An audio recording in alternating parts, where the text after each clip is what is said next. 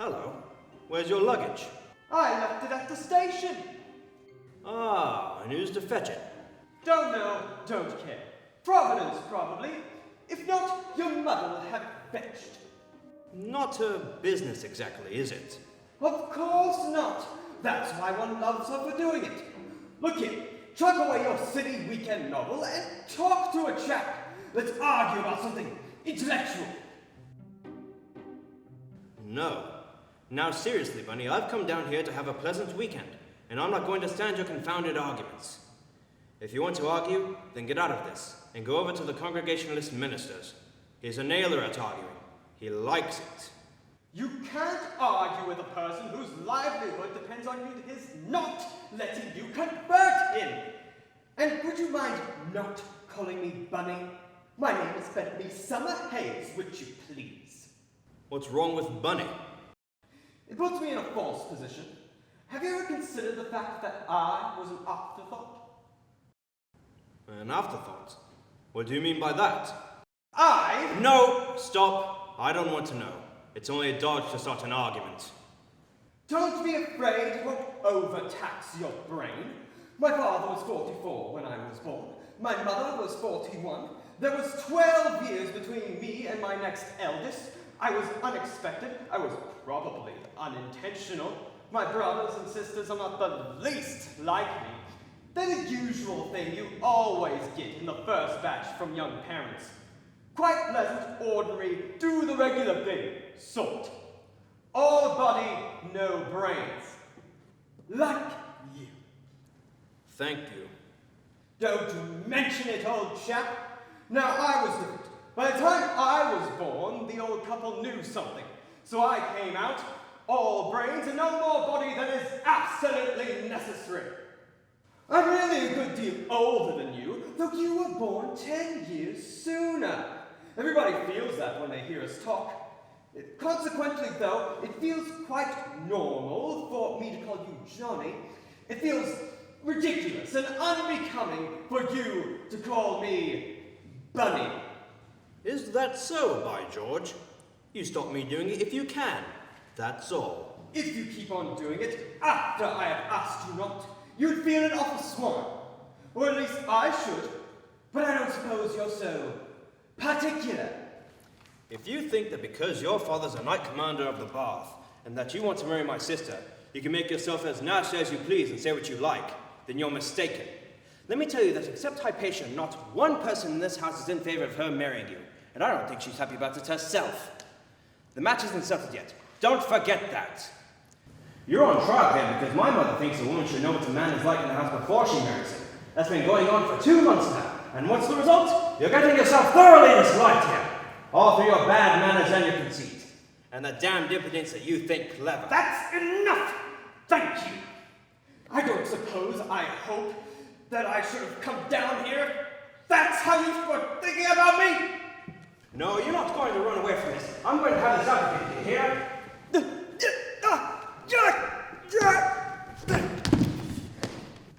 That's the advantage of having more body than brains, you see. It enables me to teach you manners. And I'm going to do it, too. You're a spoiled young pup, and you need a jolly good licking. I'll see to that next time you call me a swine. I didn't call you a swine, but you're a swine! You're a beast, you're a bully, you're a cad, you're a liar! I'd like to bring your damn neck for you! Try it, my son. I hope your fist may come up against a bad bull or a prize fighter's nose or something solider than me! I don't care about your fist, but if everyone here dislikes me, I don't care! I'm sorry I intruded. I didn't know. Oh, you beast, you pig, you swine! Now you keep a civil tongue in your head. I'll stand none of your snobbery. I'm just as proud of Tarleton's underwear as you are of your father's title, and all the rest of it. My father started a little hole of a shop in the Leeds, no bigger than a pantry down the passage there. Oh yes, I know. I've read it. The Romance of Business, or the story of Tarleton's underwear. Please take one. I took one the day after I met Hypatia. I bought half a dozen unshrinkable vests for her sake.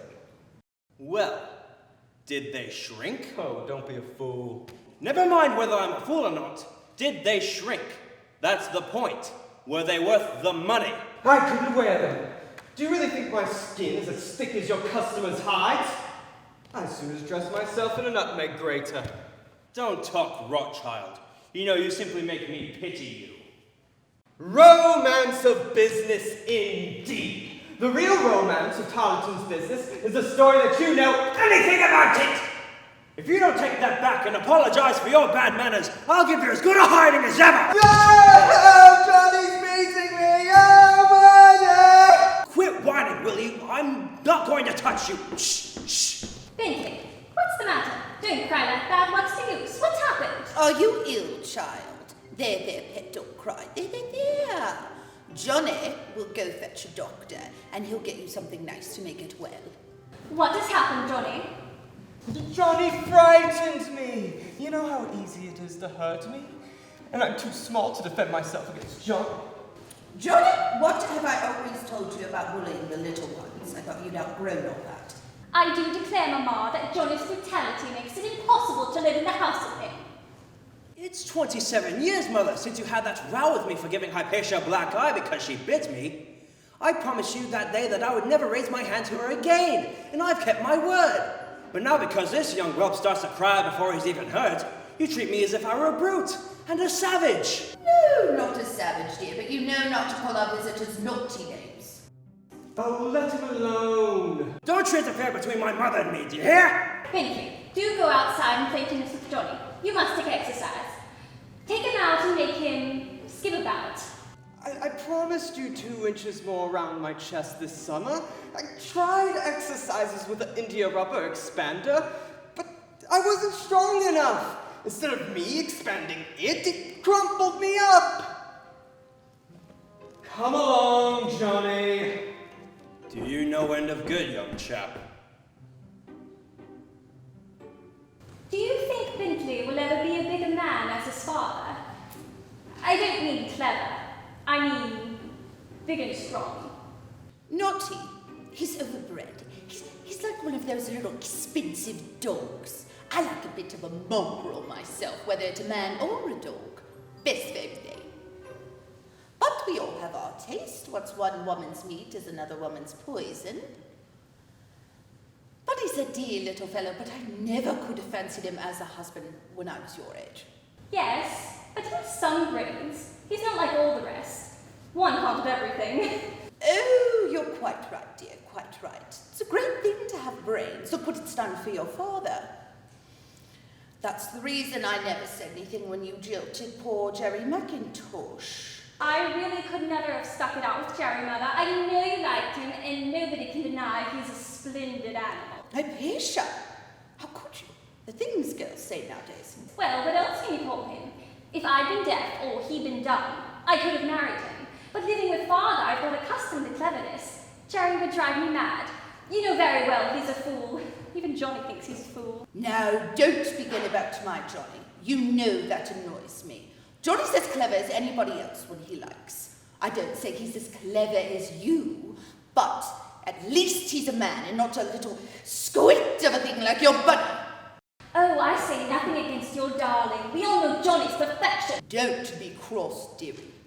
You leave Johnny alone, now let Bunny alone. I'm just as bad as you. There. Mother, do you think marriage is as much a question of fancy as it used to be in your time and Father's? Oh, it wasn't much fancy with me, dear. Your father just wouldn't take no for an answer, and I was only too glad to be his wife and not his shop girl. Still, it's curious. But it seems I had more of a choice in a way. You see, I was poor, and there's so many more poor men than rich ones that I might have had more of a pick, as you might say, had John not suited me. I can imagine all sorts of men I could fall in love with, but I never seem to meet them. The real ones are too small, like Bunny, or too silly, like Jerry. Of course, one could get into a state about any man, fall in love with him if you like to call it that. But who would risk marrying a man for love? I shouldn't. I remember 3 girls at school who agreed that the one man that you should never marry was the man you were in love with, because it would make a perfect slave of you. There's a sort of instinct against it, I think, that's just as strong as the other instinct. One of them, to my certain knowledge, refused the man she was in love with and married another who's in love with her. And it turned out very well. Does all that mean you're not in love with Bunny? Oh, how could anybody be in love with a bunny? I like him to kiss me just as I like a baby to kiss me. I'm fond of him, and he never bores me, and I see that he's very clever, but I'm not what you call gone about him, if that's what you mean. Why need you marry him then? Well, what better can I do? I must marry somebody, I suppose. I realized that since I was 23. I always used to take it as a matter of course that I should be married before I was 20. You must keep yourself fresh, to look at things with an open mind. Quite right, quite right. I always say so. There's your father. And Bunny with him. Johnny too. Keep young. Keep your eye on me. That's the tip for you. You think you're young, do you? You think I'm old. Of course you're old. What you call your youth is nothing but your levity. Oh, why do we get on so well together? Because I'm a young cub and you're an old josser. Old? That's all you know about it, my lad. How do, Patsy? How is my chickabiddy? Look at me. This mask that you call old age. What is it, my boy? I ask you, what is it? Jolly nice and venerable, old man. Don't be discouraged. Nice? Not a bit. Venerable? Venerable be blowed. Read your Darwin, my boy. Read your Weissman. For shame, John. Tell him to read his Bible. What's the use in telling children to read the Bible when you know they won't? I was kept away from the Bible for 40 years by being told to read it, and then I picked it up in a hotel in Sunderland one evening after I had left all my papers in the train, and I found it wasn't half bad. Better than most half-penny papers, anyhow, if only you could get people to believe it. But if you want to understand old age scientifically, read Darwin and Weissman. Of course, if you want to understand it romantically, read about Solomon. Have you had tea, John? Yes, don't interrupt me when I'm improving the boy's mind. Where was I? This repulsive mask! Yes! What is death? John!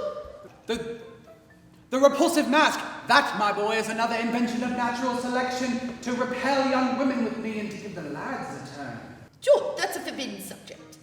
They talk of the wickedness and vanity of women painting their faces and wearing auburn wigs at 50, but why shouldn't they? Why should a woman allow nature to put a false mask of age on her when she knows she's as young as ever? Why should she look in the glass and see a wrinkled lie when she knows a touch of fine art will show her a glorious truth? The wrinkles are a dodge to repel young men with her. What if she doesn't want to repel young men? Perhaps she likes them. Bunny! Take Hypatia out into the grounds for a walk. That's a good boy. John is having one of his naughty fits this evening. Oh, never mind me. I'm used to him. I'm not. I've never heard such conversation. I can't believe my ears. And mind you, this is the man who objected to my marrying his daughter on the ground that a marriage between someone of the great and good middle class with someone of the vicious and corrupt aristocracy would be a misalliance. A misalliance, if you please. This is the man I've adopted as a father. What's that? Adopted me as a father, have you? Yes, that's an idea of mine. That's a most interesting idea, a most important idea. You always were one for ideas, John. Yes, Chickabiddy. What do I always tell Johnny when he brags about Tarleton's underwear? It's not the underwear be hanged! Anybody can make underwear, anybody can sell underwear. Tarleton's ideas, that's what's done it. I've often thought of putting that up over the shop. Take me into partnership when you do, old man. I'm wasted on the underwear, but I shall come in strong on the ideas. There's money in underwear. There's none in wildcat ideas. There's money in me, madam, no matter what I go into. John, don't boast, don't tempt Providence. Rats, you don't understand Providence. Providence likes to be tempted. That's the secret of the successful man. Read Browning, Natural Theology on an Island, eh? Caliban was afraid to tempt Providence. That's why he was never able to get even with Prospero. What did Prospero do? Prospero didn't even tempt Providence. Prospero was Providence. That's a Tarleton idea, and don't you forget it. You're full of beef today, old man. Beef be blowed, joy of life. Read Ibsen. Bentley, couldn't you invite your friend Mr. Percival down here? Not if I know it. You would throw me over the moment you set eyes on him. Bunny. For shame. Well, who'd marry me, you suppose? If they could get my brains in a full-size body? No, thank you. I shall take jolly good care to keep Joey out of this until Hypatia is past praying for. Let's have some more improving conversation. Wouldn't you rather, Johnny? If you ask me, no. Johnny, you don't cultivate your mind. You don't read. Yes, I do. I bet you what you like that page for page. I read more than you, though I don't talk about it so much. I like a book with a plot in it. You like a book with an idea that the chap that keeps writing it keeps worrying, like a cat chasing its own tail. You see, the fact is, you look on an author as a sort of god, while I look on him as a sort of man I pay to do a certain thing for me.